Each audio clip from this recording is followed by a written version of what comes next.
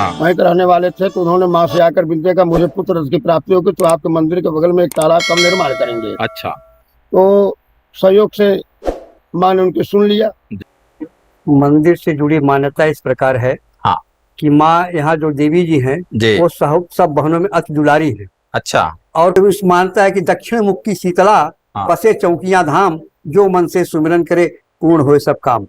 उत्तर प्रदेश के प्राचीन शहर जौनपुर की पहचान जिन ऐतिहासिक स्थलों, ऐतिहासिक विरासतों के लिए होती है, उन्हीं में से एक प्रमुख ऐतिहासिक स्थल है मां शीतला धाम चौकियां।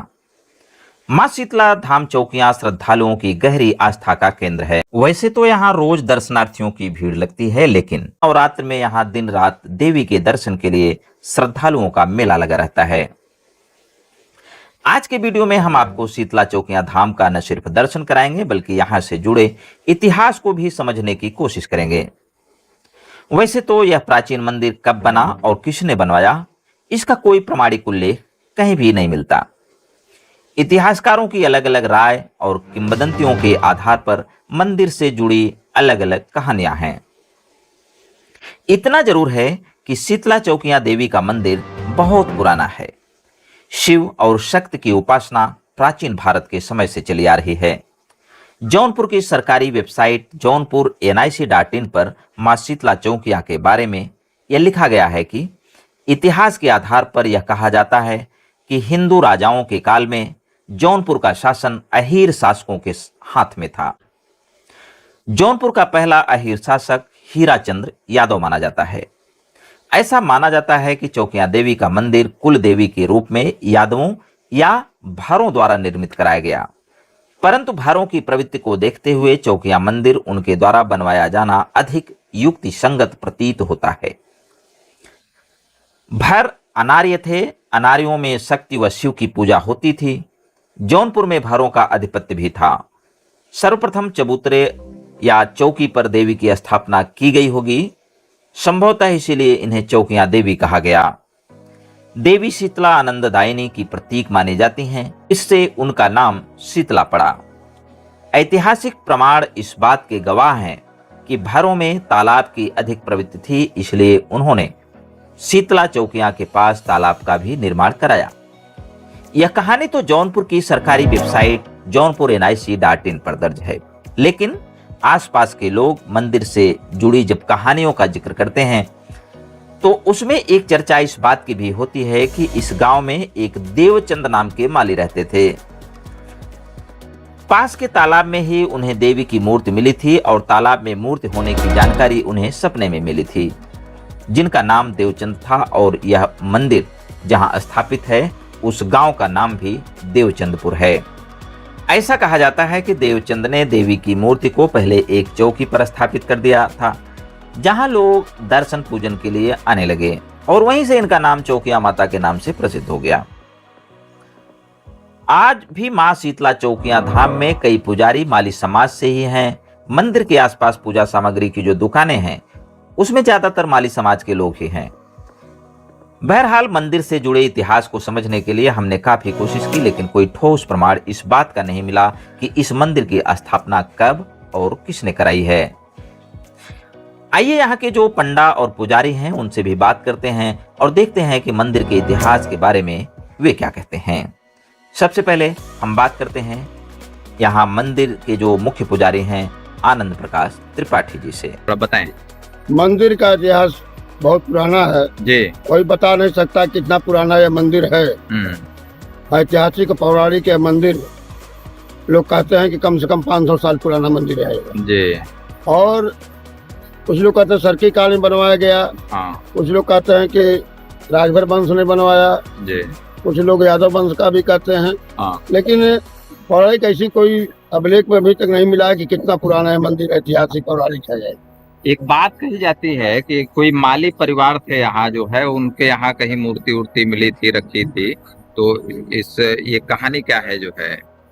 हमारे बुजुर्गों ने बताया जी। जहाँ तक पौराणिक कोई लिखा पढ़ी नहीं है जी। लोग कहते हैं देवचंदपुर शीतला चौकिया धाम जो है हाँ। यह देवचंदपुर गांव है। ये तो गांव है एक देवचंदपुर। जी जी। तो लोग बताते हैं कि देवचंद माली कोई था यहाँ पर अच्छा। पुराने में। हाँ। जो उनके नाम पे गांव बना हुआ है, हाँ हाँ हाँ। लोग कहते हैं कि माता ने उनको स्वप्न दिखाया, इसी तालाब में, जहाँ तालाब बना हुआ है, अच्छा इसी में वो मूर्ति निकली, हाँ। इसी को चौकी रख करके उन्होंने यहाँ पर स्थापना किया। अच्छा और ये इतिहास ये भी थोड़ा सा है, लेकिन कोई इसका लिखा पढ़ी नहीं। लिखित लोग इतिहास बताते नहीं हैं, है, लेकिन एक किंवदंती है। हाँ, बुजुर्ग बताते हैं, जी। दादा जो पुरखा पुरनिया हमारे से लोग बताते हैं ऐसा। जी जी जी। और कुछ लोग कहते हैं कि ये जो मौर्य साम्राज्य था, हाँ ये राजभर साम्राज्य से, हाँ और यादव वंश जो पुराने जिन्होंने शासन जौनपुर जनपद पर किया, जी। उन लोगों द्वारा बनवाया गया हाँ, सब अपने अपने तरीके से बताते अपने अपने हैं। तरीके। लेकिन यह बहुत ही प्राचीन मंदिर है।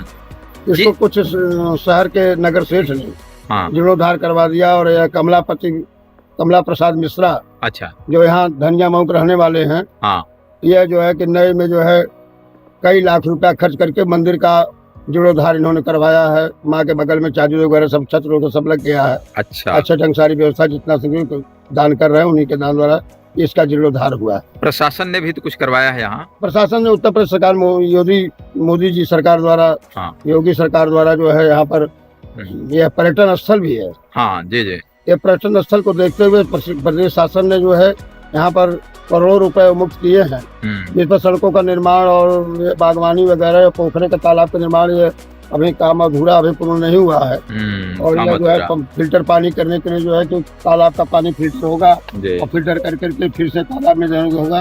काम धीरे धीरे होगा, जो तीव्र गति होना चाहिए वो नहीं हो तो रहा, तेजी से नहीं हो रहा, काम हो रहा जी। प्रदेश शासन द्वारा। जी पर्यटन स्थल है जी। योगी जी और मोदी जी ने कहा भी, कॉरिडोर जैसे विंध्याचल में है, उसी प्रकार यहाँ का विकास करने के लिए भी कहा है। अभी जैसे ये नवरात्र चल रहा है, तो प्रतिदिन यहाँ कितने श्रद्धालु दर्शन पूजन करने आते हैं माता जी का? कई हजार की संख्या में प्रतिदिन दर्शन पूजा करते हैं। ऐतिहासिक पौराणिक मंदिर है जी और पूरे पूर्वांचल में आस्था और विश्वास का केंद्र बना हुआ है। जी जो भी आता है सबके मनोकामनाओं को देवी पूर्ण करती हैं। जी। तालाब में नहाने से कुष्ठ रोग का निवारण होता है। हाँ, इस मंदिर का क्या मान्यता क्या है, ये भी हम जानेंगे ये थोड़ा। तालाब का जो है, एक बार माता से जो है यही जौनपुर जनपद के रहने वाले सेठ जी, ये जो रहने वाले, पहले जो पुराना मछरट्टा था, हाँ वहीं के रहने वाले थे, तो उन्होंने माँ से आकर विनती का, मुझे पुत्र रथ की प्राप्ति होगी तो आपके मंदिर के बगल में एक तालाब का निर्माण करेंगे। अच्छा।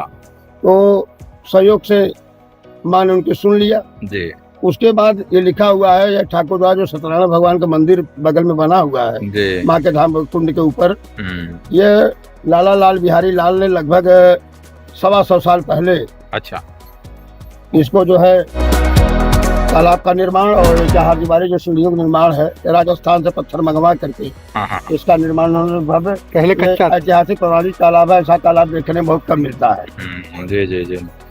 और सत्यनारायण भगवान के मंदिर का उन्होंने निर्माण करवाया, उन्हीं द्वारा बनवाया गया। जी, ये जो मंदिर का जो थोड़ा सुंदरीकरण हुआ है अभी जाके, इसमें कौन कौन से काम हुए हैं?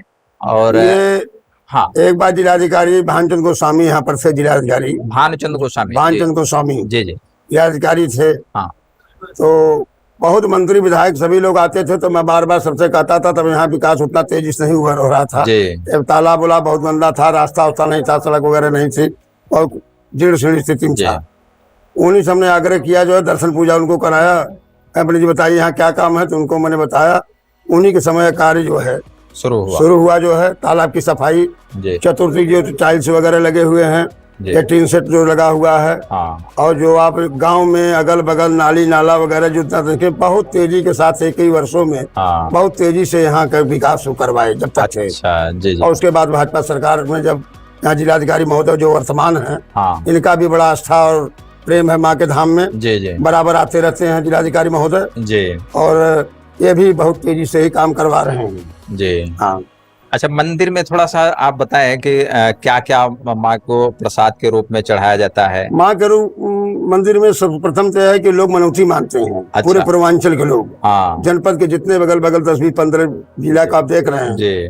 मान लीजिए पूरे भारत में ही जहाँ जहाँ यहाँ के यूपी के लोग हैं, वहाँ से लोग यहाँ पर आते हैं, मानता मानते हैं। यहाँ पर बच्चों का मुंडन संस्कार और यहाँ पे हलवा पूरी बनाते हैं। हलवा पूरी जो है बना करके माँ को चढ़ाना, नारियल चुनरी जो मानता मानते हैं, यहाँ का ध्वजा, खसी, भेड़ा इत्यादि, माँ के दाम, नींबू, जायफल ये सब जो है कि ले चढ़ावा जाकर जो बच्चा मानते हैं वो ले आकर के माँ के धाम में चढ़ाते हैं। इनका गधा सवारी है, ये झाड़ू और कलश लेकर चलती हैं।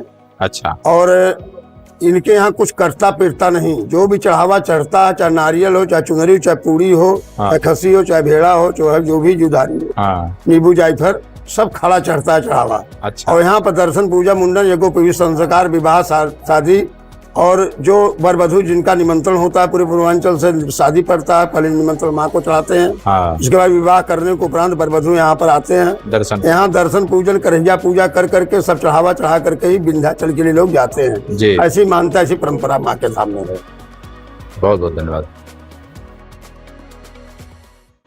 आइए अब बात करते हैं मंदिर के जो पंडा हैं शिव कुमार, देखते हैं वह क्या मंदिर कहते से हैं। जुड़ी मान्यता इस प्रकार है हाँ।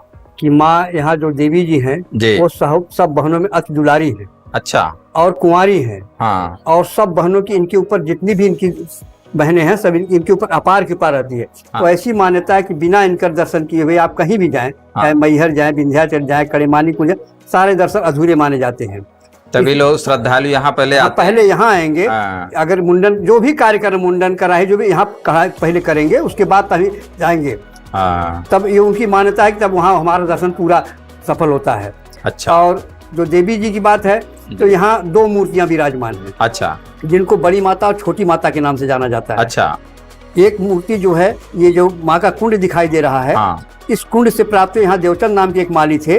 देवचंद नाम के, जिनके नाम पे गांव का हाँ इस ग्राम का नाम हाँ देवचंदपुर पड़ा हुआ है। उनको रात में स्वप्न हुआ कि मैं यहाँ तालाब में पड़ी हूँ, मुझे निकालो। तो स्वप्न की बात लोग भूल जाया करते, वो भी भूल गए। एक दिन जैसे उनको कोई अदृश्य शक्ति भोर में उठाई, चलो मैं बताती हूँ, तुरंत मेरे साथ चलो, मैं कहाँ हूँ मैं बताती हूँ। अच्छा। और हाँ, तो जैसे ही पहले ये पूरा जंगल टाइप एरिया था, चारों तरफ भीटे थे और बीच में एक माँ का कुंड था। तो यहाँ एक तो जैसे ही उसके मूर्ति के निर्देशानुसार जैसे अपना आगे बढ़े, कुछ ही दूर जाने के बाद पानी में जो है मूर्ति पैर से टकराई और उसके बाद उन्होंने पैर निकाला और यही वेदी बना करके स्थापना कर दिया। और यहाँ गोमती नदी किनारे जौनपुर में एक परिमराजपुर मोहल्ला है। मोहम्मद शाह सरकी के शासनकाल में वो शीतला जी का जब मंदिर तोड़वाने लगा, यहाँ की धर्म प्रेमी जनता ने किसी प्रकार से मूर्ति सुरक्षित निकाल लिया माँ को। अच्छा। और उनको ये पता था कि माँ की यहाँ एक मूर्ति विराजमान है, उसी और यहाँ जंगल है, यहाँ कोई आएगा नहीं, तो उसी के बगल में ला करके दूसरी मूर्ति को स्थापित कर दिया। अच्छा। यहाँ के लोगों ने। अच्छा। यहाँ बड़ी माता और छोटी माता के नाम से 2 मूर्तियां विराजमान, एक अदृश्य है और एक सामने दिखाई पड़ती है। जी। हाँ। मतलब जो 2 मूर्तियां हैं, हाँ। एक अदृश्य है, हाँ। और एक दिखाई पड़ती है। नीचे ही छोटी सी मूर्ति है जी। और यहाँ एक जमींदार थे, उनका वंश नहीं चल रहा था। हाँ। तो उन्होंने माँ से मन्नत माना कि अगर मेरा वंश चल गया तो माँ आपका ये मंदिर और ये तालाब और आपके बगल में एक विष्णु भगवान की मंदिर की स्थापना करूँ, जहाँ मैं स्वयं पहले कथा सुनूंगा। तो उस समय उस जमाने उन्होंने 1.25 लाख रुपए चांदी का निकाला था। अच्छा, उस समय? हाँ, उस समय।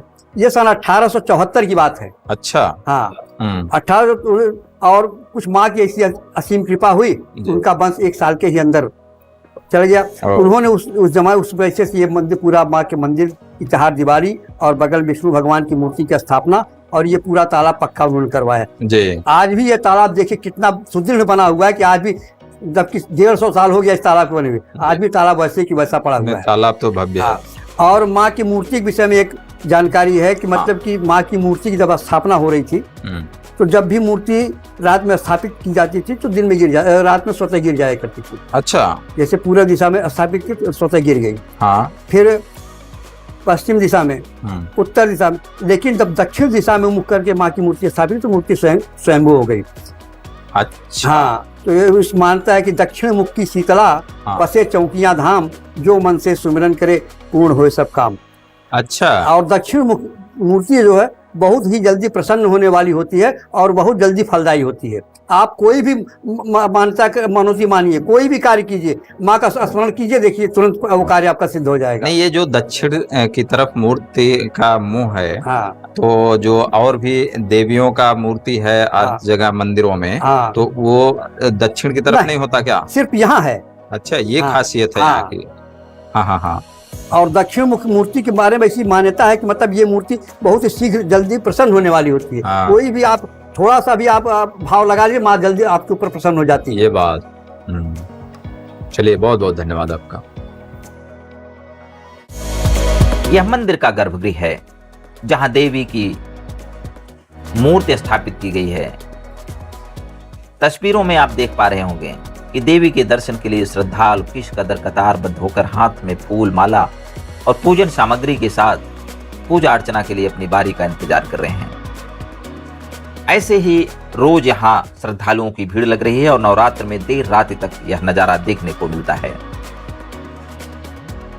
मंदिर के ठीक पीछे यह सरोवर तालाब का दृश्य है जिसका अभी जीर्णोद्धार का कार्य चल रहा है। अगर हम मां शीतला चौकियां धाम तक पहुंचने की बात करें तो रेल और सड़क मार्ग से भी देश के किसी भी कोने से लोग यहां पहुंच सकते हैं। जौनपुर सिटी रेलवे स्टेशन से यहां की दूरी तकरीबन 8 किलोमीटर है, जबकि जौनपुर जंक्शन जिसे भंडारी रेलवे स्टेशन के नाम से जाना जाता है वहां से इसकी दूरी महज 3 किलोमीटर है। बाबतपुर एयरपोर्ट की दूरी भी यहां से तकरीबन 40-42 किलोमीटर ही है।